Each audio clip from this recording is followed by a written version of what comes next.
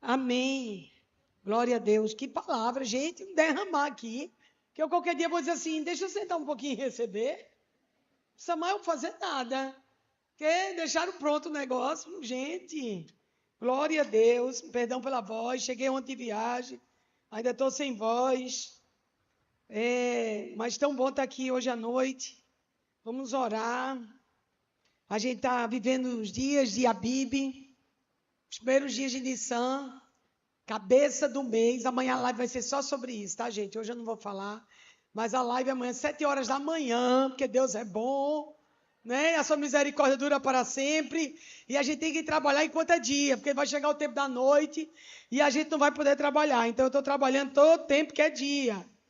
E aí eu vou falar só sobre isso amanhã, de manhã na live. Mas, obrigada, meu amor. A gente vai ministrar um pouco, entender um pouco do que Deus está querendo fazer conosco esse tempo, não é? O mês de Nissan fala de cabeça do mês, o rebento, é o mês líder, o mês controller, é o mês que vai controlar todo o resto do seu ano.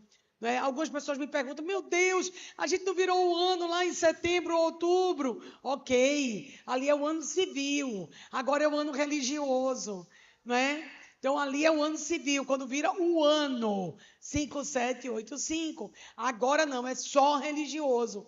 É um marco na nossa vida. É um tempo para você estabelecer marcos e de declarar. Estamos saindo do Egito. 14º dia do mês, eles saíram do Egito, dia 14. Então, nossa festa vai ser dia 13. 13 de abril, e a gente encerra a festa dia 20, que é uma festa de 7 dias. Se vocês quiserem conhecer melhor, Êxodo 12, 13, 14, eu aconselho Êxodo 12 todo. E quando a gente chegar na outra semana, a gente começa a ler a festa de Páscoa no Novo Testamento. Quando a gente vê toda aquela entrega de Jesus, a morte, a ressurreição. Então a gente estuda as duas Páscoas. Antes a gente estuda de Êxodo e depois a gente começa a estudar a Páscoa nos Evangelhos. É muito bom, você vai sair riquíssima, porque a gente precisa entender o que Deus está falando conosco nesse tempo. A gente precisa ouvir o que Deus está falando conosco nesse tempo. Guerrear contra o cansaço, abatimento, desânimo, porque todas as vezes que a gente está para transicionar, aí o inimigo quer o quê? Que você fique desanimada, que você fique cansada, que você fique inoperante. Por quê? Porque quando você não está com os seus sentidos ativados, você pode perder exatamente o que quer. Você estava ministrando agora das virgens. Então, a gente vê que quando a gente pode perder uma grande oportunidade, porque a gente não estava com a disposição certa para estar. O que é o conselho? No período que eles tiraram o fermento, os judeus até hoje brincam com os filhos, eles brincam com as crianças para tirar todo o fermento da casa, eles escondem saquinhos de fermento para as crianças acharem e as crianças tirarem o fermento da casa. Então, vamos tirar alguma coisa da nossa vida, o que a gente sabe que está nos consumindo, o que a gente sabe que está nos desgastando. Eu sei que se eu comer muito pão, eu fico devagar. Se eu comer muito carboidrato, eu fico devagar e vou lá e como pão. Não, então tira um pouco as coisas, sabe? Faz uma alimentação mais saudável nesse tempo, porque você vai estar sendo ativada para atuar com as suas faculdades mentais, como Paulo disse. A gente precisa estar com as nossas faculdades mentais ativadas nesse tempo. Por quê? Porque é uma transição. É a mesma coisa, a gente vai viajar, pegar um avião. Eu não vou tomar um remédio para dormir. Não vou tomar 2 melatoninas de 10 miligramas, sabendo que eu vou viajar, porque eu sei que eu vou apagar. Não é verdade? Então, eu vou pegar um avião, eu vou viajar, eu tenho que estar esperta, eu chegar lá, eu vou ter que pregar, então eu tenho que estar ligada, eu tenho que estar bem. Então, eu não vou fazer nada que meu corpo haja devagar. Se Deus está falando que esse é um tempo de transição, eu preciso vigiar o que eu como, o que eu vejo, o que eu faço, para a gente estar acordada, esperta, ligada, para que a gente possa experimentar o melhor da estação, não perder nada dessa estação, não perder nada do que Deus tem para nós. Páscoa é uma festa importantíssima. Sabe por que ela é? Ela é tão importante que através dela a gente tem a salvação. A gente tem a certeza da eternidade. Se não tivesse havido a Páscoa, nós não estaríamos aqui. Porque é uma festa que aponta para a salvação, para a morte e ressurreição, para a eternidade. Então, é uma das festas mais importantes da Bíblia. E a gente tem que estar ligada. E eu estou preparando as mulheres por quê? Porque você vai gerar para levar para sua casa. Você gera e sua casa anda de acordo com o que você está gerando. Então, os homens da sua casa, a Páscoa está totalmente envolvendo mulheres. A gente vê no Egito, as parteiras foram extremamente importantes para o que ia acontecer. Foram elas que tomaram a decisão certa de honrar a Deus, mais do que honrar o que Faraó queria. Elas pouparam a vida de Moisés, então elas pouparam a vida do libertador. Foi através dessas mulheres que a gente viu a história se desenrolar. Depois a gente vê as mulheres pegando as bênçãos das vizinhas, né? Moisés disse, vão a cada vizinha e pegue as coisas das vizinhas. Então, pegue prata, pegue ouro, saiam providos do Egito. As mulheres, elas têm um papel importantíssimo.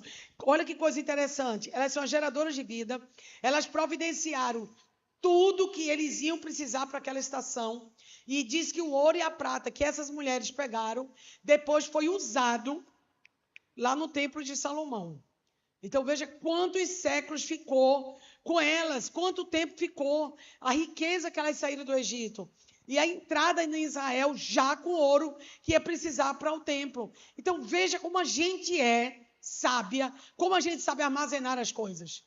Veja mulheres cuidando da despensa, mulheres cuidando da provisão, mulheres cuidando de coisas que vão precisar décadas, séculos depois. Veja o nosso papel, como é importante para o que Deus vai fazer. E se eu não estiver bem, eu vou passar algumas estações importantíssimas na nossa vida e a gente não vai estar ligada para fazer aquilo que é para a gente fazer. Uma das táticas do inimigo mais fortes contra a mulher é a intimidação. O inimigo sempre vai trabalhar com intimidação com a mulher. Por quê? Porque a mulher, Deus fez ela sendo a parte mais frágil. Não a parte mais frágil, de menos valor, mas a parte mais frágil por causa do papel que ela desempenha. Nós não temos menos valor que um homem, nós só somos diferentes. Nós somos a parte mais frágil. E o inimigo, ele vai tentar usar essa área da gente para deter a gente, para parar a gente. E um dos ataques desse período, né, que a gente sabe que tem a tribo de Judá, que é a tribo que vai na frente, é um tempo de ir à frente, é um tempo de atravessar o Jordão, atravessar o Mar Vermelho. Jordão não, Jordão é quando entra na Terra Prometida. É um tempo de atravessar o Mar Vermelho. É um tempo da gente dar a Deus algumas coisas, encerrar algumas estações, né? Encerrar alguns padrões, né? O que a gente faz, gente, no deserto, quando a gente chega na Terra Prometida, Deus não deixa mais a gente fazer. Tem padrões na nossa vida que Deus deixou até o deserto. Saiu do deserto, Deus não deixa mais. A maior prova é a circuncisão antes da entrada da terra. Em Josué 5, nós vemos Deus parando aqueles homens, deixando eles 3 dias deitados com dor, totalmente dependentes de Deus, antes de entrar na terra prometida. Aqueles homens precisaram passar pela circuncisão. Vê que interessante. Não podiam entrar na terra prometida pela força do braço. Precisavam entrar na terra prometida mancando, doídos, doloridos, machucados. A terra prometida veio para a mão deles exatamente no dia que eles estavam mais fracos, no dia que eles estavam mais suscetíveis, no dia que eles estavam mais vulneráveis. A terra prometida chegou para eles ali em Josué 5. O que Deus está nos ensinando? Deus está nos chamando para a vulnerabilidade. Deus está nos chamando para a fragilidade. Deus está nos chamando para a dependência. Porque quando eles entraram na terra prometida, eram homens que estavam andando mancando. Eram homens que estavam andando com dificuldade. Não eram homens garborosos, de peito aberto, mas eram homens que tinham sido machucados. Deus falando assim para a gente, não é pela força que você vai viver a promessa. Talvez o momento mais frágil da sua vida, o momento mais vulnerável, o momento onde você está menos, o momento onde você tem menos, o momento onde você está completamente dependente. Eu vou lhe dar as maiores promessas, para que você saiba e jamais venha escrever sua história dizendo que foi a força do seu braço que lhe trouxe até aqui. Eu creio muito nisso. Eu creio muito num Deus que transforma a nossa vida, não através do que eu posso fazer, mas através de uma mudança de mentalidade. Deus vai cumprir muito mais promessas, a gente mudando a nossa mentalidade do que a gente agir na força do nosso braço. Então, a gente vê a dependência de Esté, que a gente falou mês passado. A gente falou muito de Esté. A dependência da oração dela. Não é? Ela não dependeu de nada mais do que ela tinha, mas ela foi vulnerável. Ela se permitiu ser usada, se esvaziando. Se esvaziando, ela exerceu o maior papel de governo. E a gente vê Davi, ele não tinha nada. Hoje, Fofinho estava assistindo o último capítulo da série lá do Prime, né? Casa de Davi. E é lindo o final. Eu estava cansado, disse, não vou ver nada aí. Mas o último capítulo, sem querer, eu já olhei ali. E é muito lindo, porque Davi não tinha nada para vencer aquilo. Davi não tinha capacitação, Davi não tinha força, Davi não tinha nada. E ele vence exatamente por causa da promessa que está sobre ele. Então, é essa coisa da gente viver algo sobrenatural, incrível nas nossas vidas, não por nada que a gente tenha, mas simplesmente porque repousa sobre nós uma promessa. Repousa sobre nós. Ele só teve que caminhar até o local que ele tinha que ir. Eu acho que isso é a coisa mais difícil, é a gente obedecer e ir ao lugar que Deus quer que a gente vá. Né? Como para mim, às vezes, é difícil, meu Deus, como é difícil, a minha vontade é ficar em casa, a minha vontade é não ir, minha vontade é me esconder, minha vontade é não aparecer. Eu me sinto muito mais confortável, porque eu sou muito feliz com a minha vidinha, do jeito que ela é, sabe? Aí tem momentos que Deus nos tira, nos expõe, põe a gente num local que não é confortável, onde as pessoas olham, comentam, falam, e aquilo tudo ali. Então, não é um lugar confortável, mas é um lugar da obediência. Então, em alguns momentos, a gente vai ter que vencer as coisas que a gente não gosta, não é? As coisas que a gente não gostaria de fazer, mas a gente precisa se mover até um local, porque ali já tem a promessa. E quando já tem a promessa, o que Deus nos pede é só obediência. Quando já tem a promessa, o seu movimento deve ser obediência. Porque a obediência vai levar à consumação daquilo que ele te prometeu. Há tempos atrás, ele te promete algo e ele requer de você essa obediência, atravessar talvez a timidez, atravessar não ser uma assídua leitora, talvez você não goste de ler. Talvez você não goste de disciplina. Talvez você não goste de acordar cedo. Talvez você não goste de fazer regime. Sei lá, alguma coisa aí que para você é muito difícil, né? Não estou com vontade. Bem, não é uma questão de vontade. Não é uma questão de conforto. Mas uma questão de obediência até o local. E aí a promessa se cumpre. Então esse ambiente é onde o inimigo mais quer derrubar a gente, que é o ambiente da intimidação. É aqui em 1 Timóteo 1,7,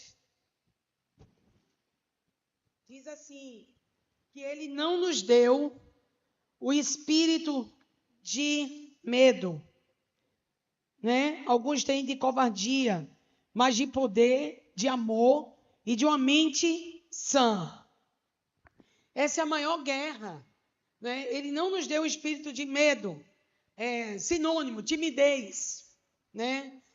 Outras Bíblias, intimidação. Intimidação é você se sentir suprimida. É você suprimir aquilo que você é. Você não andar na largueza que Deus lhe chamou. É esconder o seu dom. É você não andar no dom que Deus lhe deu. Ninguém veio aqui para a terra sem dom. Todo mundo tem dons. Todo mundo tem dons. Uns dons afloraram e outros dons estão escondidos. Mas está tudo aí dentro de você. Aliás, tudo que você vai ser ainda não vai ser criado. Já foi criado e já está com você. Ele vai florescer. Tudo que você vai ser já está em você. A diferença é que algumas floresceram e as outras ainda estão escondendo. Quem floresceu é porque tem mais dom? Não. Quem floresceu é porque obedeceu mais. A Bíblia diz que Deus não faz acepção de pessoas. Deus não faz acepção. Então, quando você vê alguém com mais dons, é porque aquela pessoa já soube florescer mais os dons que estão sobre ela. e a outra talvez esteja suprimindo, esteja sendo intimidada, né? E a gente sempre acha, tal pessoa prega, ela não é intimidada, tal pessoa é corajosa, nossa, como ela é ousada, né? E a gente sempre imagina que aquela pessoa não tem que enfrentar nada, né? Eu me lembro todas as vezes que eu tive que obedecer a Deus, eu sofri muito, foi muito difícil, porque eu era uma menina que eu tinha medo de ir para o meu quarto quando eu morava no interior. Eu dormia sozinha, porque eu era filha única do meio de 2 irmãos mais velhos, então eu tinha um quarto só para mim. E eu tinha que ir para o quarto, e eu não queria ir para o meu quarto. Eu pegava o colchão e dormia com meus 2 irmãos, porque eu tinha verdadeiro pavor de morar naquela casa lá no interior grande, passava morcego no teto da casa. Vixe, eu tinha um medo. E eu era muito medrosa, eu era conhecida lá em casa por ser a mais frouxa da família toda. Minha mãe é muito corajosa e eu sempre muito frouxa, né? Eu ia tomar banho de mar, eu fazia um risquinho para não me perder da minha mãe. Isso já morando aqui na Avenida Boa Viagem, viu, gente? Fazia um risquinho e eu tomava banho olhando o risco. Quando a onda apagava o risco, eu ia e fazia outro. Medo de me perder na praia da minha mãe, né? Então, toda essa limitação precisou ser vencida. E não foi fácil ser vencido. E não venci em um dia só. Mas o que é que o inimigo vai tentar fazer com você? Lhe intimidar. Porque se ele lhe intimidar, ele vai lhe diminuir. Ele vai matar. Paulo, a última carta que Paulo escreve, ele dá um recado para Timóteo. E ele diz: Timóteo, reavive o dom que há em você, que você recebeu por imposição de mãos. Por que Paulo estava dizendo isso para Timóteo? Timóteo era jovem. Timóteo era um caçula. E ele estava pastoreando a igreja de Jerusalém. Imagine, a igreja mais importante do mundo é a de Jerusalém, onde tudo nasceu. A igreja nasceu em Jerusalém. Está lá Timóteo, jovem, inexperiente, não é? Super calouro. E imagine os anciões que tinham naquela igreja, o quanto as pessoas tinham preparadas ali, que conheciam a Torá de cabo a rabo, conhecia tudo. Então Timóteo estava sendo encolhido, Timóteo estava sendo colocado contra a parede, porque ele estava sucumbindo.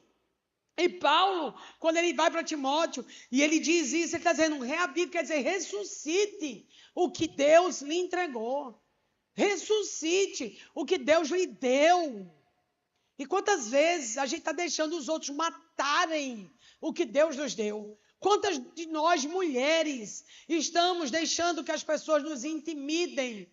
Quantas de nós estamos fazendo as escolhas erradas? As escolhas erradas. Por que a escolha errada? Porque toda vez que eu considero alguém que eu vejo mais importante do que o Deus que eu não vejo, e eu permito a intimidação, eu estou sendo controlada pela feitiçaria. A gente sempre acha que feitiçaria é uma bruxa, uma vassoura, uma verruga, né, uma roupa preta. Mas o nome feitiçaria quer dizer que todo sistema de controle é um tipo de feitiçaria. Toda vez que você é controlada por algo ou por alguém, você está debaixo de feitiçaria. Toda vez que as suas decisões não são tomadas pelo Espírito Santo, mas são tomadas para você não ter problema, não se envolver em nenhuma situação difícil, não enfrentar nenhuma oposição. Muitas mulheres têm medo de ter opinião, têm medo das pessoas não gostarem delas.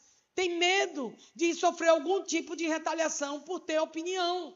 E isso muitas vezes faz com que a gente não ande no nosso melhor dom. Porque toda vez que eu não obedeço a Deus, eu estou obedecendo ao diabo.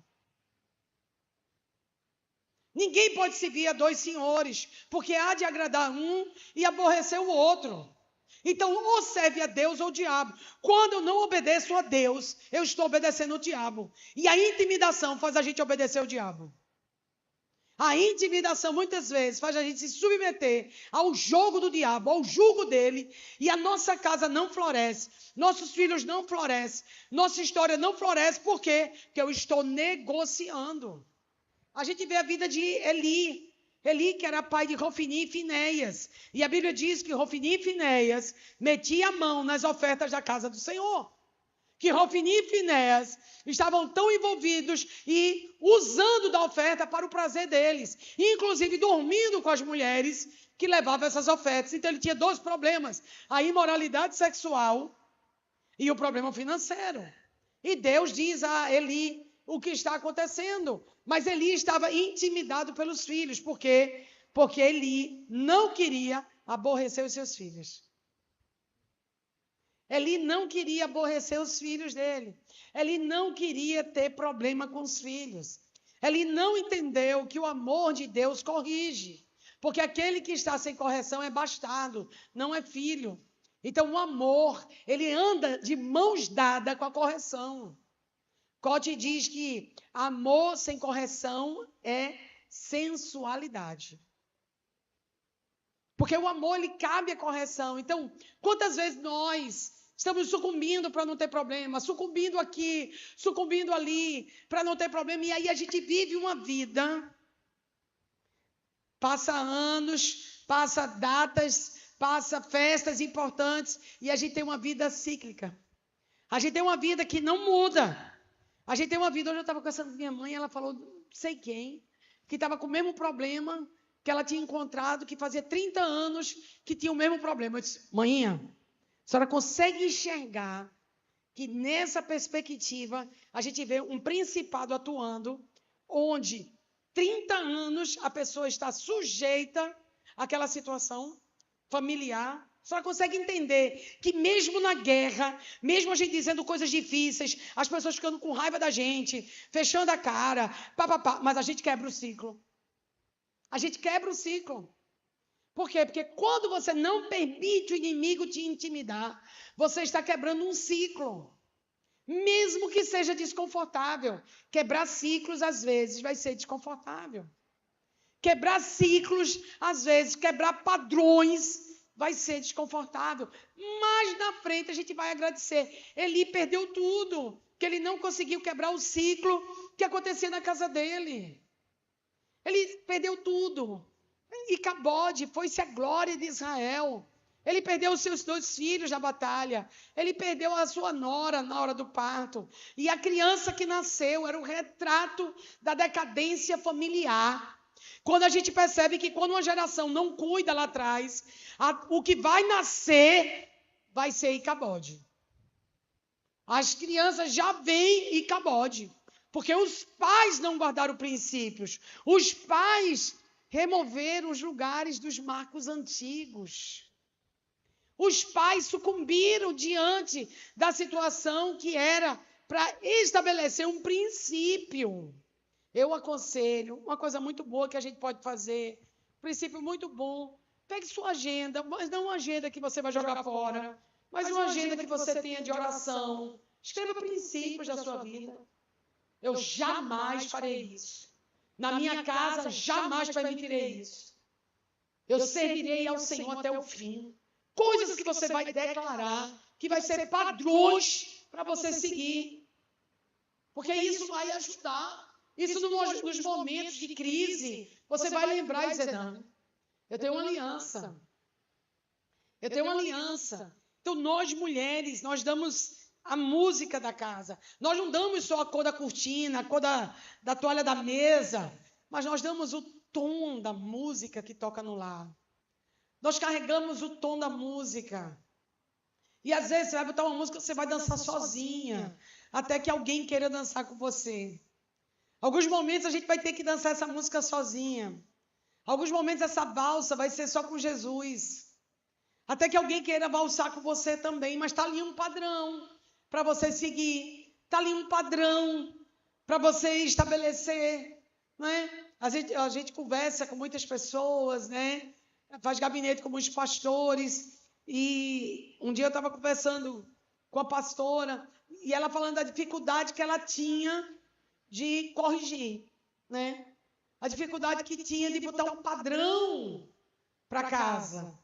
O que acontece? Marido tendo amante dentro da igreja, líder de louvor, se deitando com a jovenzinha.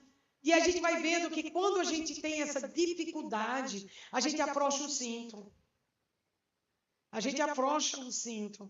Quando eu estou engordando, sabe o que eu faço? Eu não compro uma calça nova, eu fico usando a calça antiga apertada. Sabe por quê? Tem uma medida de padrão. Porque se a gente vai afrouxando o cinto, querida, depois não volta mais. A gente tem que ter uma medida de padrão, a gente tem que apertar a bitola. A gente precisa apertar as porcas, não é? Paulo diz isso muito bem, que a igreja bem ajustada, ela cresce. O crescimento que o Senhor dá. O ajuste é necessário. Então, a gente está entrando numa nova estação. A gente está entrando num lugar novo, onde eu estou sendo intimidada. Sabe onde é que a gente está sendo intimidada? Eu vou lhe dizer. Toda vez que você se sente acusada, você está sendo intimidada. Toda vez que você se sente, não mereço, eu não devia estar aqui, eu não sou bom o bastante. Olha todo mundo como está, eu não vim tão arrumada. Olha, todo mundo aqui sabe mais do que eu. Isso aí é uma ação de intimidação na sua vida. E a gente precisa bater nelas. A gente precisa bater. Até que eu descobri que os meus sintomas da minha infância eram sintomas de intimidação. Até que eu descobri que sintomas de intimidação estavam na minha vida desde criança. O medo do escuro, o medo de me perder, o medo de não alcançar o que tinha que ser feito. Então, são padrões de intimidação. E às vezes eles estão com a gente e a gente acha, confunde que é depressão. Mas não é depressão, é intimidação. A gente às vezes, aí eu estou meio depressiva, eu estou meio triste. Não está, você está intimidada. O inimigo está lhe intimidando. E eu me lembro que muitas vezes eu já fui viajar para algum lugar, já estive até fora do Brasil, e botarem você num lugar assim, e eu dizer, meu Deus, o que é que eu vim fazer aqui? Gastaram minha passagem, gastaram comigo, né? Eu me lembro que há 3 anos atrás me botaram num palácio lá em Paris, hospedagem. O cara comprou não é palácio não, gente, castelo. O cara comprou um castelo e fez desse castelo um lugar para ser um hotel. Mas é um hotel muito chique, porque só tinha 6 quartos. E o dono que cozinhava. Então o cara estava lá na cozinha, cozinhando, tinha 6 quartos, e ele disse o horário que o jantar ia ser servido, uma mesa grande. E eu olhei, eu disse, entrei no quarto e disse, meu Deus, eu vou me embora de volta para Recife. A menina de Vitória gritou aqui dentro. A menina de Vitória deu um grito que eu comecei a pensar, gastaram comigo, gastaram com a passagem, me botam nesse hotel, e eu chegar lá, eu não vou conseguir pregar. Eu não vou pregar. Eu não vou pregar, Senhor, eu sei que eu não vou pregar, porque está demais. E aquilo, vocês pensam que aquilo me deixou? Eu preguei todos os dias da conferência debaixo dessa ação. Eu preguei todos os dias na obediência. E no último dia nós iríamos ungir os apóstolos, que é o apóstolo Diogo, lá da IBNJ. E era o último dia que a gente ia ungí-los. E estava vindo os pastores de Lyon, os pastores de todas as igrejas que eles têm aberto. Tinha 8 igrejas e estava todo mundo lá. E eu disse, não, eu vou jejuar, não vou sair daqui. Tinha passeio para fazer, foto para tirar lá na torre. Eu quero de torre nada. Eu vou ficar aqui dentro desse negócio aqui, orando, clamando. E ali Deus começou a ministrar meu coração, que eu estava enfrentando uma colisão com os principados e potestades daquela região. É muito fácil, às vezes eu estou aqui nesse ambiente, eu já sei lidar com os principados e potestades dessa região. Mas você vai para outra região, você vai enfrentar principados e potestades daquela região. Quando você vai para a África, você enfrenta o de lá. Quando você vai para o Japão, enfrenta o de lá. E eu comecei a discernir o tipo de intimidação que eu estava sofrendo. Então, aquele sentimento de ser menos, sabe? Aquele sentimento de não ser bom o bastante.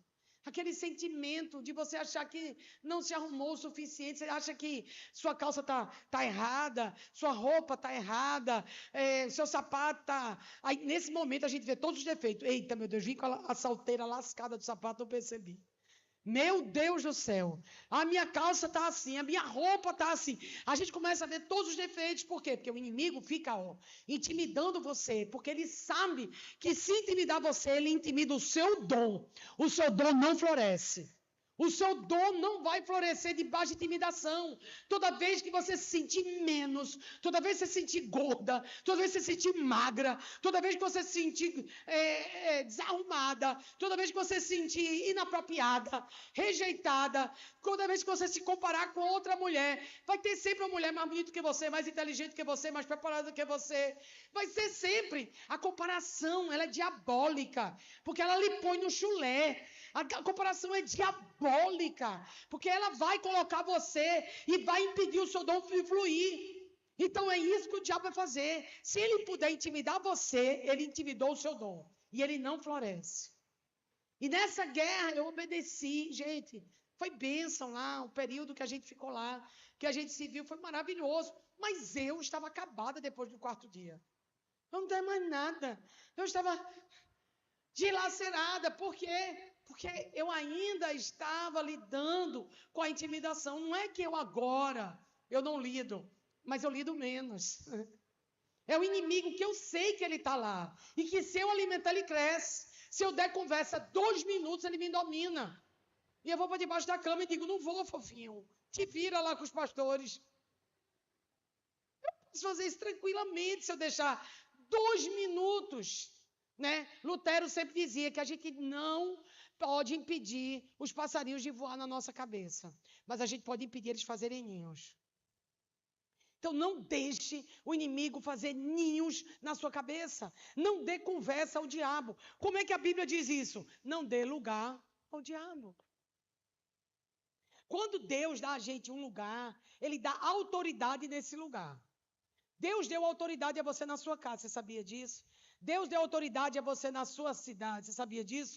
Você é de Recife, você tem autoridade, você é de Jaboatão, você tem autoridade que Deus lhe conferiu. A autoridade é a coisa mais importante que você tem dada por Deus, e você não pode perder esse lugar de autoridade. Quando Judas caiu, o que é que Jesus falou? Jesus disse que ele perdeu o lugar de autoridade dele. Ele perdeu o lugar de autoridade. Judas perdeu o lugar que ele exercia autoridade. Ele permitiu que a intimidação tirasse a autoridade dele. Então, todas as vezes que o inimigo vem contra nós, é uma tentativa de roubar a nossa autoridade. Aqui em Efésios, diz isso aqui muito bem. Efésios 2, diz assim... Efésios 2:6. E ele nos ressuscitou juntamente com ele e nos fez assentar nos lugares celestiais em Cristo. Então, ele nos fez assentar em lugares. Pense nisso agora, essa noite. Você, nessa noite, você está assentada com Cristo em lugares espirituais. Há uma autoridade sobre você para isso. Ele concedeu a autoridade. Sabe aquela autoridade que Adão e Eva perdeu? Porque perdeu de tal forma que foram expulsos do lugar. Eles não puderam mais ficar no jardim do Éden.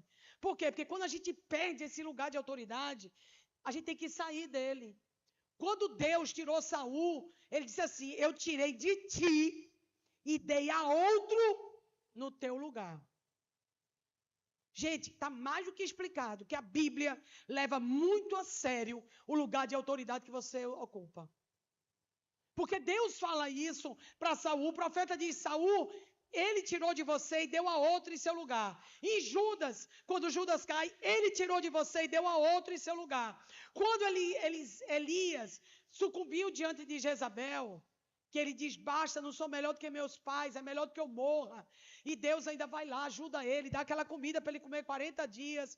Ele come aquelas 2 barrinhas de cereal e ele anda 40 dias e 40 noites, aquela super energética barrinha de proteína. E ele fica ali. Deus vai falar com Elias depois e diz, ok, você vai ungir outro no seu lugar. Eliseu. E você vai ungir Jeú. Ele não chegou nem a ungir Jeú, você sabia? Quando Deus fala com Elias que ele ia ungir Jeú, ele não ungiu. Quem ungiu Jeú, quem foi? Eliseu. Preste atenção.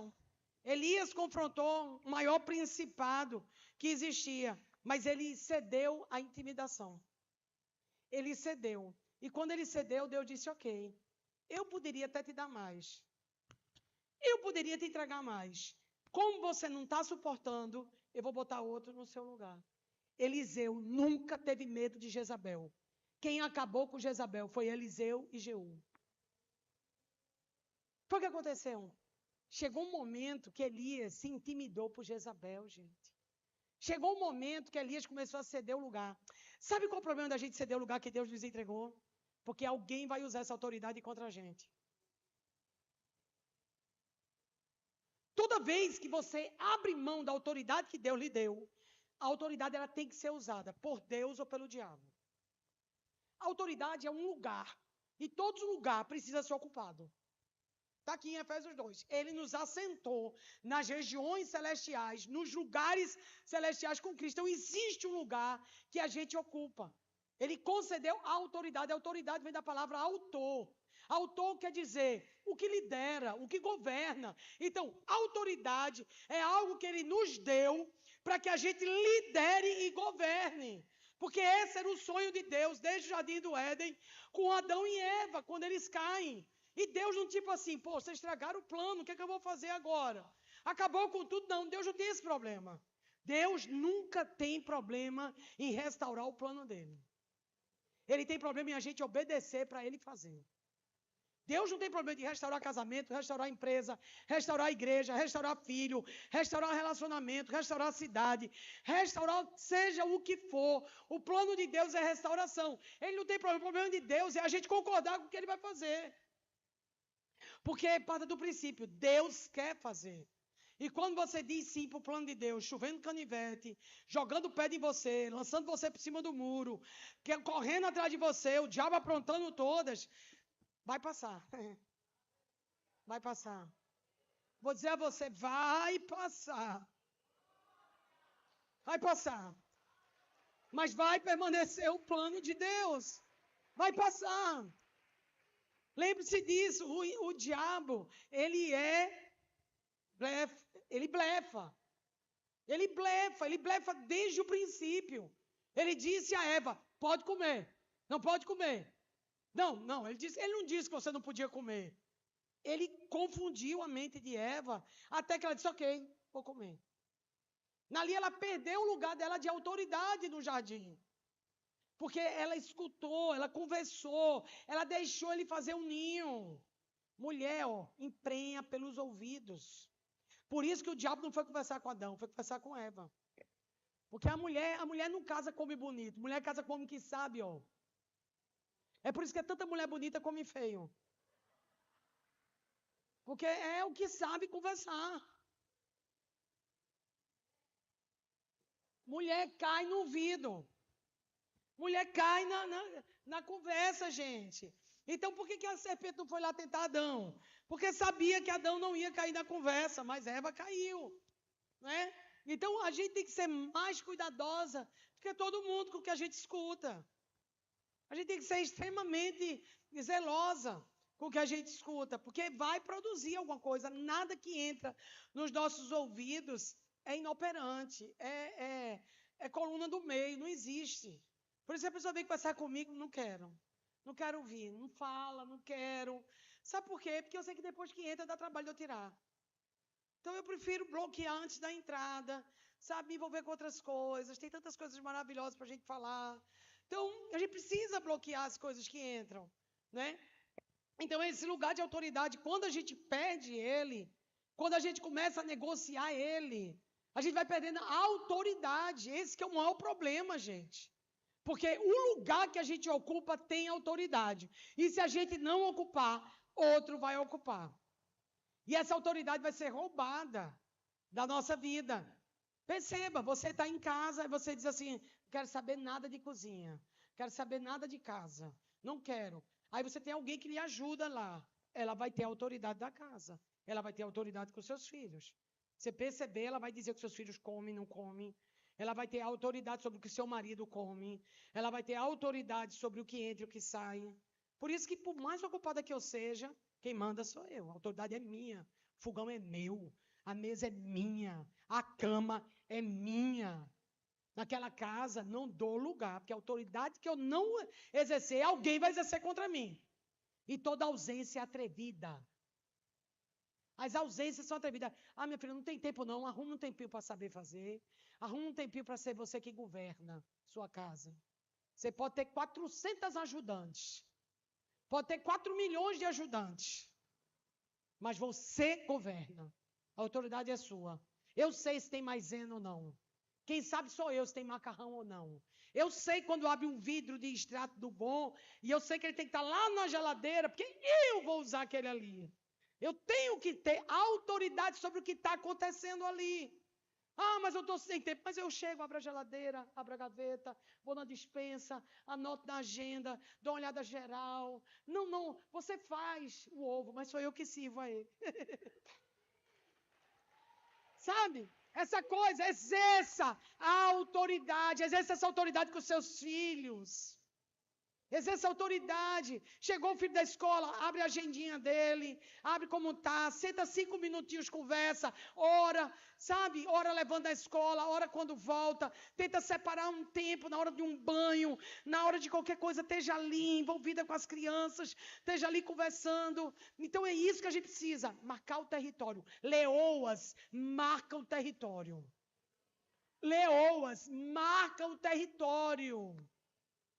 E nós precisamos entender isso, porque no reino animal, o leão sai à caça, mas ele confia que a leoa vai manter o território que ele conquistou.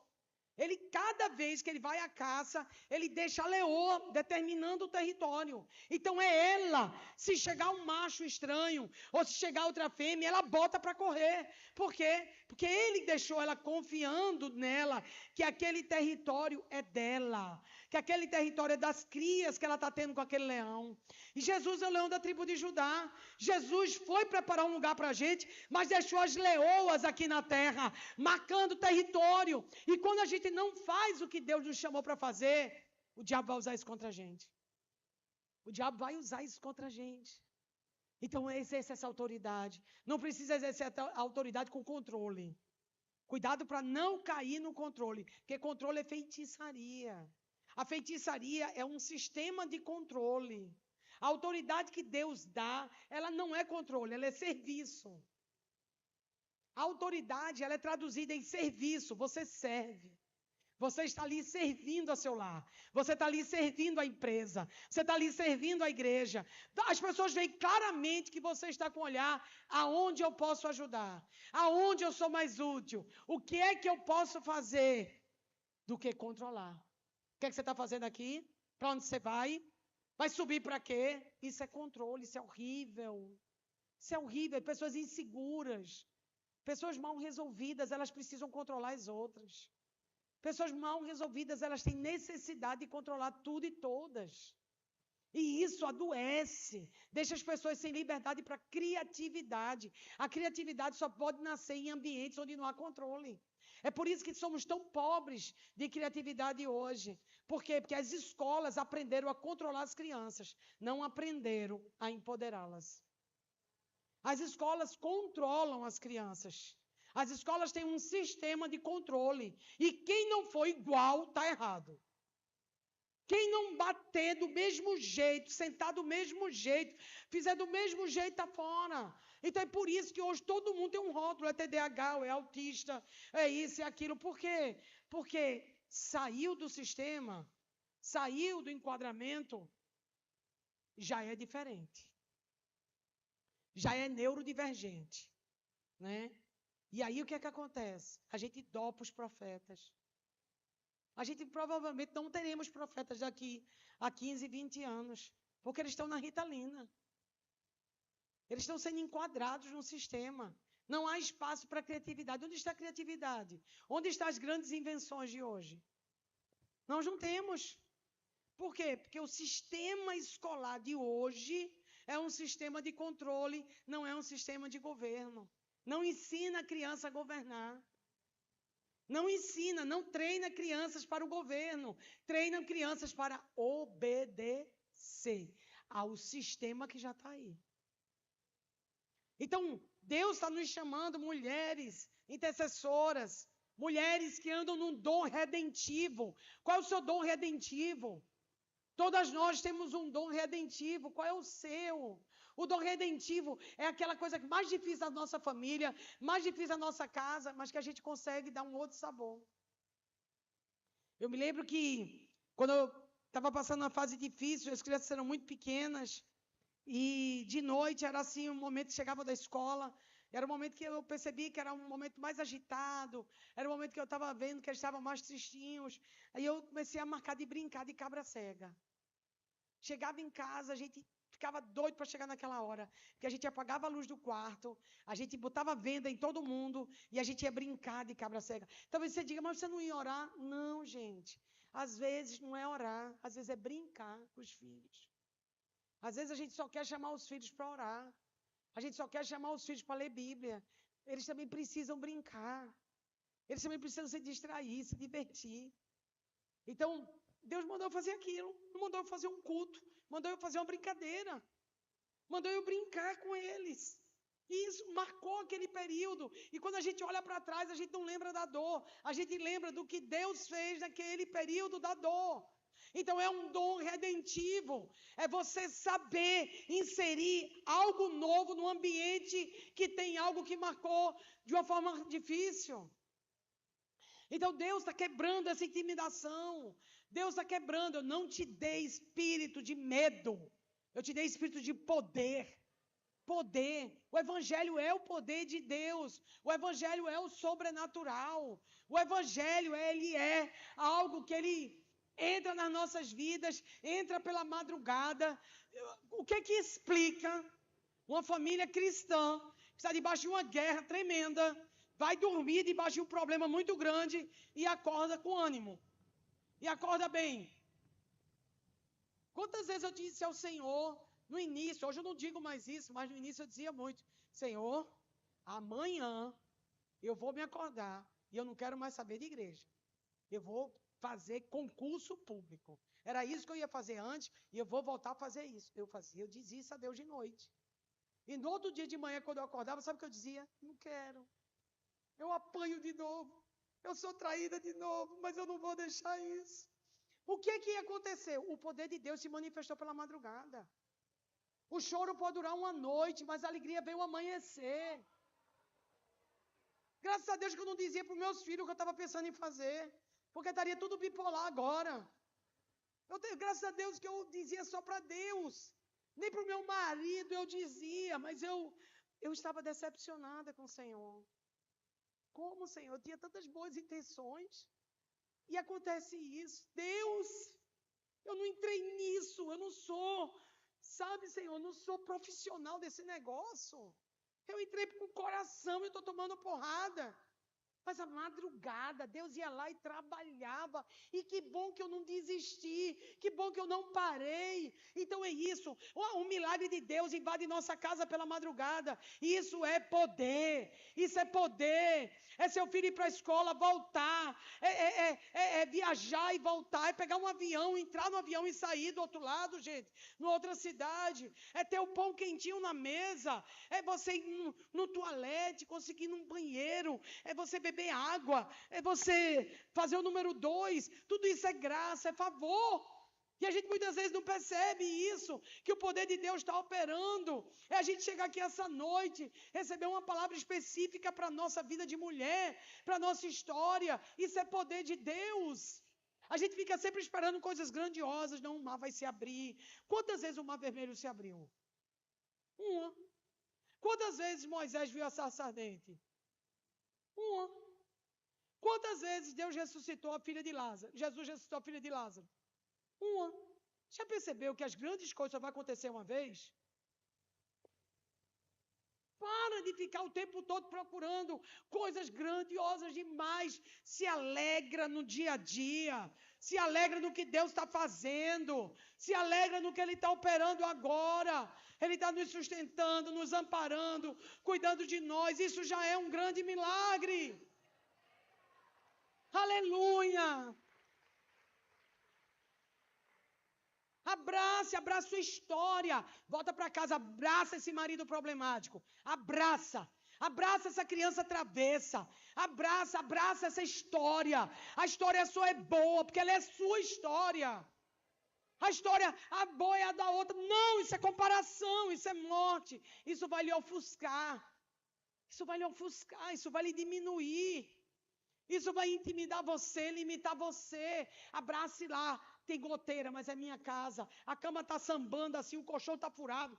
É minha casa, é minha história, sabe? É minha vida, Deus está operando aqui. Quando a gente abraça o que Deus nos entregou, Ele multiplica o que nos confiou. Ele multiplica, ele aumenta. Então, esse espírito de intimidação vai nos limitando, sabe? Período de Páscoa é um período de intimidação, porque Faraó trabalhou o tempo todo com intimidação. E a minha preocupação nesses dias é a gente parar e não atravessar.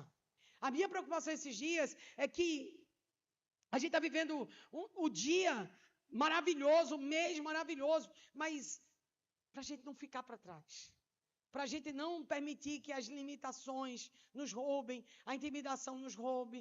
A gente não se permitir o diabo lançar a dúvida, a incredulidade. Então, o espírito de poder, amor. Amor, porque amor é a razão do evangelho, o amor é a razão da igreja. O amor é a razão de Cristo ter ido para a cruz, porque Ele amou o mundo de tal maneira. Depois que desaparecer todas as coisas, vão permanecer só 3. A fé, a esperança e o amor, e a maior delas é o amor. Então, o amor é a base de tudo. O amor é a razão de estarmos aqui. O amor é a razão que você vai voltar para casa hoje. Se não fosse amor, a gente já teria pulado fora, gente. A gente já teria deixado muitas coisas para trás, mas o amor tudo sofre, o amor tudo suporta, o amor tudo crê, o amor tudo espera. Então, a gente precisa fortalecer mais, fundamentar mais esse amor. Sabe, gerar mais liga de amor. A gente está vivendo um mundo muito pragmático. Os relacionamentos estão voltados a chegar onde eu quero chegar. Eu vou usar você para chegar onde eu quero. Você me usa para chegar onde eu quero. E aí todo mundo está se usando, todo mundo está ficando junto para a gente poder chegar a algum lugar. Para a gente chegar a um determinado fim. E isso tem roubado a essência, porque Deus não se compromete com projetos. Deus só se compromete com amor. Deus só se compromete com amor. Ele não vai se comprometer para ter o melhor projeto. Senhor, vou alimentar 1 milhão de crianças na Índia. Tem amor esse projeto? O fundamento é amor? Porque eu posso alimentar 1 milhão de crianças. Deus pode, né? Deus diz, eu posso dar comida para 1 milhão de crianças. Vocês não estão aí para botar projetos para frente. Vocês estão aí para manifestar o amor. Então, qualquer base, qualquer ministério, qualquer história, de qualquer igreja, é o amor. Deus não vai se impressionar. Você comprar 10 carros hoje e ir para a pior comunidade de Recife, apresentar esses 10 carros, levantar 10 orfanatos. Deus não vai se impressionar, porque Deus pode fazer isso. Mas Ele fica impactado quando a gente manifesta amor. Então, voltemos ao primeiro amor. Voltemos, nos preparemos para uma Páscoa derramada e recheada de amor. De amor, poder, amor e moderação. Moderação é o quê? É o equilíbrio. É o equilíbrio. Tudo que é bom tem equilíbrio. Coisas desequilibradas não são boas. Então, o equilíbrio, moderação, o trato. É você não ser tão 8 nem tão 80. Mas é você ter a moderação para saber falar. Né? Eu me espelho muito em Paulo. Paulo soube falar com Lídia, aquela mulher mais rica que tinha na cidade. Ao mesmo tempo, ele falou com a escrava e libertou ela. É você saber falar numa comunidade, no sertão, e saber falar para mulheres poderosas. Mulheres num nível.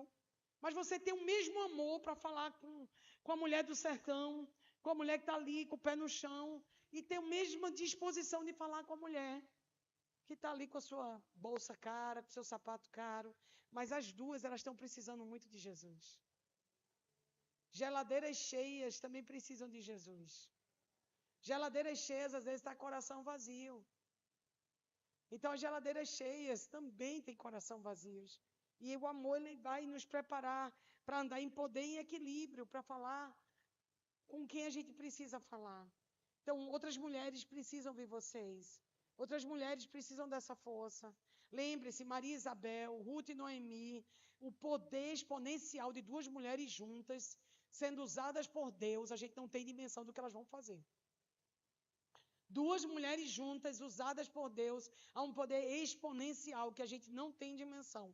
E geralmente Deus bota sempre a nossa carta ou a pedra do nosso quebra-cabeça na mão de outra. Ele não vai lhe dar todas as pedras. A pedra do seu quebra-cabeça que fecha está na mão de alguma amiga sua, serva de Deus. Está na mão de alguém aqui essa noite. Você crê nisso? Você crê que Deus não deixaria você com tudo? Porque Ele quer que você precise. Ele quer que você seja vulnerável e diga, irmã, ora por mim, me ajuda. Irmã, por favor, estou precisando de oração, vem cá. Irmã, vem cá, me dá uma carona. Irmã, por favor, olha, me ajuda a chegar lá na conferência. Isso aí, gente, é o maior poder exponencial. Como é bom e agradável quando os irmãos vivem em união e ali Deus ordenou sua bênção para sempre. Saiam da ilha. Saiam da ilha, saiam do isolamento, saiam de andar sozinha. Jesus nunca trabalhou com ermitãos. Nunca. É muito fácil ser espiritual numa colina, numa casa distante, sozinha, mas a espiritualidade não é desenvolvida na solidão, mas é desenvolvida na comunhão. Espiritualidade não é solidão, espiritualidade é comunhão. Então, você permite ter comunhão, comungar do mesmo pão. Comunhão é comungar do mesmo pão. É eu me dispor a comungar do seu pão. Aí você puxou o pão com a mão suja, aí você falou em cima do pão, mas eu estou comendo esse pão com você. E aí eu me disponho a passar por tudo isso para dividir esse pão. Então é isso que o Senhor quer trabalhar com a gente. É isso que Deus quer nesses dias, ministrar. A gente vencer a intimidação pela comunhão. Vencer a intimidação pelo amor. Vencer a intimidação pelo poder. Então a gente precisa disso. Paulo disse a Timóteo, reavive, quer dizer, reacenda. Reacenda. Gente, dom não é automático. Dom é trabalho. Ninguém tem dom no automático. O dom, ele manifesta pela disposição que eu tenho de trabalhar com o meu dom. Por isso que a Bíblia diz lá em Coríntios, desenvolva os melhores dons, entre eles o da profecia. O que ele está dizendo? Desenvolver o que é? Treinar. Treinar, a gente vai para a academia treinar músculo, a gente não gosta, eu odeio. Mas a única coisa que vai segurar minha coluna no lugar é puxando ferro. Não tem outro jeito. A coisa segura. Se eu botar a coluna no lugar, ela sustenta o peito, sustenta o quadril, sustenta as pernas, sustenta tudo. Se a gente não sustenta isso aqui, gente, o core, tudo solta. Então, desenvolver isso. Eu não quero desenvolver, mas eu sei que se eu trabalhar, vai fluir, vai dar fruto. Então, vida espiritual não é algo que cai da nossa cabeça. A gente acorda de manhã, ai, que coisa linda, acordei hoje para não pecar. Não, a gente acorda dizendo assim, vou pecar hoje. Quero pecar. A carne está louca para pecar. Está só esperando uma oportunidade. Eu digo lá em casa, gente, quando eu viajo, e eu estou... Começa a viagem agora, que a gente trabalhou muito. Foi muito intenso. Foi 3 dias de conferência. Dormindo 2h30 da manhã, acordando 7 horas. Chegou a hora que eu disse a Sandra, vou para o quarto ler Bíblia. Sabe por quê? Daqui a pouco não tem nenhuma conferencionista aqui. Tem uma mulher desviada, dando em todo mundo aqui nesse hotel, porque eu me conheço. Então, o horário que o pessoal ia passear, dar uma voltinha, eu fui me trancar no quarto, que eu me conheço, gente. 3º dia eu já estou vazando. E aí elas não tem mais nem alguém que prega a palavra, mas alguém que ia destruir a palavra lá dentro. Ia dar nas irmãs, puxar o cabelo, aquelas que chegam atrasadas, aquelas que não ficam quietas. Eu ia fazer tudo isso. Então, eu preciso saber que espiritualidade não é algo que cai na minha cabeça, mas é um lugar que eu desenvolvo. Eu desenvolvo na palavra. Eu desenvolvo acordando de manhã e fazendo isso como a primeira coisa. E se não der tempo para fazer de manhã como a primeira coisa, eu tenho que voltar de noite e ter um compromisso de fazer. Mesmo que eu tiver que voltar de fazer outra coisa. Então, espiritualidade não é uma coisa, não. Ela nasceu tão ungido. Quem é que nasce ungido, gente? Me diz, gente. Todo mundo aqui nasceu no deserto. Terra prometida é onde a gente vai, mas a gente não nasce lá. Ninguém nasce, tirando Benjamim, ninguém nasce na terra prometida. Então a gente nasce no deserto e a gente vai desenvolvendo a nossa vida espiritual. Vida espiritual é para ser desenvolvida. Ninguém vem com mais espiritualidade do que outro. Uns buscam mais do que outros. Buscar-me-eis e me achareis. Quando me buscar de todo o vosso coração, e serei achado de vós, diz o Senhor. Clama a mim, e eu responder-te-ei e anunciar-te-ei coisas grandes e ocultas que tu não sabes. Eis que eu ponho diante de ti a bênção e a maldição. Escolhe, pois, a bênção. Se tu quiseres, tu comerás do melhor dessa terra. De tudo isso que eu falei, tem algum aí que está dizendo que vai ser por osmose? Nenhum. De tudo que eu falei, tem algum que diz assim, nascer ungida? Não. É uma luta diária. É um morrer todos os dias. Paulo disse, eu sou entregue à morte todo dia eu sou entregue à morte. Então, será que a gente já morreu hoje? Será que a gente acordou hoje decidida a morrer? Ou a gente está esperando essa palavra para tomar a primeira atitude de morrer? A gente tem que morrer todo dia, meninas. Meninas, não existe casamento bom, não existe filho fácil, não existe casa fácil de lidar, não existe pai, mãe fácil. Existe uma morte todos os dias. Não é fácil a terra, até porque não é o nosso lugar. Não é fácil aqui, porque nós somos forasteiras, nós somos, sabe, migrantes aqui dessa terra. Nós não somos daqui. E por não sermos daqui, nós não nos encaixamos aqui. Não nos encaixamos. Um dia eu vivi me mudando. Ainda estou com vontade de me mudar, mas diminuí um pouco mais. Aí um dia eu vi que meu marido estava muito cansado de se mudar. Eu disse, meu Deus, ele está tão cansado de se mudar. Aí eu, Deus, por que eu quero tanto me mudar? Deus disse, porque você está procurando sua casa. Eu estava procurando meu lar. Eu não me senti em casa em canto nenhum.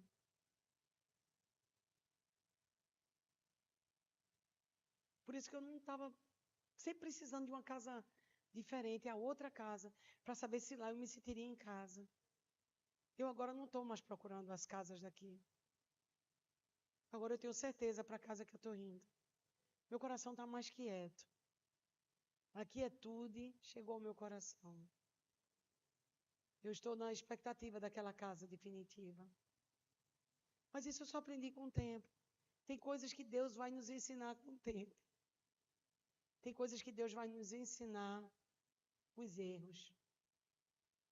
Tem coisas que Deus vai nos ensinar através de outras pessoas. A vida vai ser sempre um lugar que Ele vai nos ensinar. Não permita que a intimidação roube o melhor de você aqui na terra. Não esconda as suas fraquezas. Não esconda. Um dia eu estava conversando com um dos meus filhos e eu percebi que ele tinha uma ideia muito errada de mim.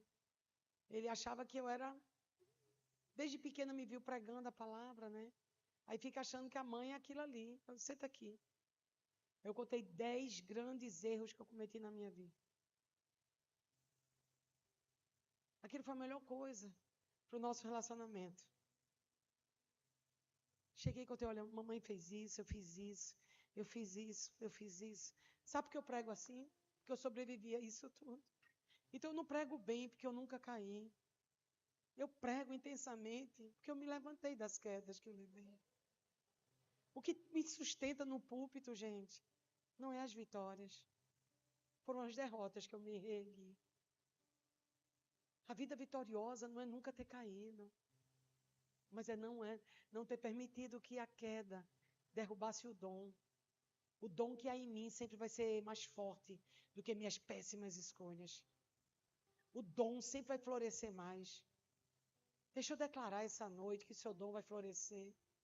O que é que amarguraram? O que é que mataram aí? Qual é o dom que foi enterrado? Qual é o dom que o controle está sufocando? Ele precisa reaparecer, precisa reavivar. Paulo está terminando seus dias na terra e está dizendo para o filho dele, reavive o dom, reavive o dom. E eu sei que Paulo está falando comigo e com você hoje, reavive o dom que há em você. Exercite esse dom, obedeça até ele florescer. Mesmo que seja difícil, obedeça. Mesmo que seja do outro lado do mundo, obedeça.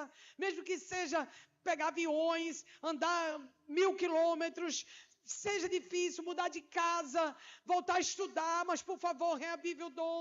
Reavive o dom que está em você. Você só tem essa vida. Você não vai ter outras. Lhe ensinaram no Espiritismo que você ia ter outras oportunidades. Não tem. Está ordenado ao homem viver uma vez só e depois disso a morte. Eu só tenho essa vida para ser feliz. Eu só tenho essa vida para cumprir o propósito. E ser feliz é ser feliz cumprindo o propósito. Não existe felicidade longe do propósito. Deixa eu encurtar o seu caminho. Não procure felicidade longe do propósito. Ela anda de mão dada com o propósito. Você está lascada, cansada, sem voz, com saudade de todo mundo, mas você está assim. Eu estou satisfeito, estou vivendo o propósito. Há uma coisa dentro do propósito que lhe satisfaz, ele dá uma alegria indizível, mesmo você enfiada com o pé na bosta. Está com o pé na bosta e você diz, nossa, eu estou tão feliz. Eu estava com a enchente aqui na cintura, pisando em bosta, cachorro morto, e eu dizendo, meu Deus, eu nasci para isso. Aí, Natália olhou, mãe, tu queria ser bombeira? Não.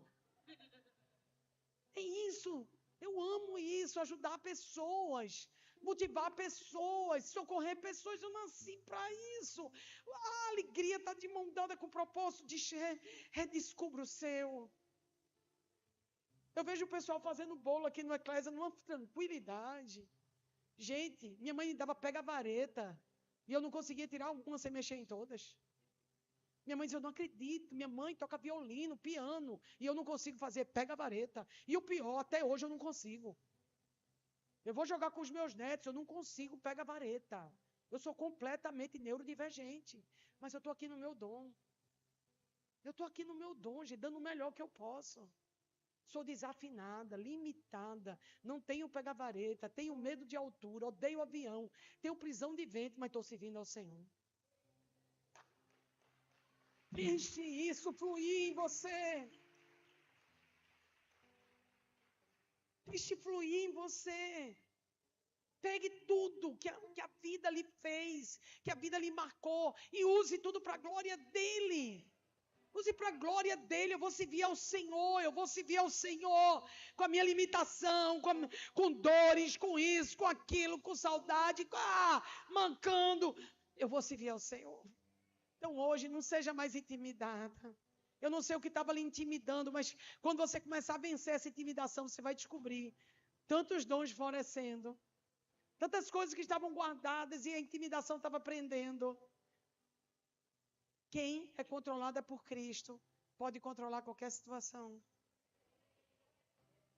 Sai do controle dos homens. Sai do controle. Sabe, não é uma rebelião armada com o seu marido, não é uma rebelião armada com o patrão, não. Mas é aquela coisa, espiritualmente eu sou livre. Podem limitar o meu corpo, mas eu estou livre. Paulo estava preso e dizia, eu sou livre. Paulo estava na prisão fétida de Roma, e ele dizia, eu sou livre. Então a liberdade não é uma condição física, mas é uma emancipação espiritual.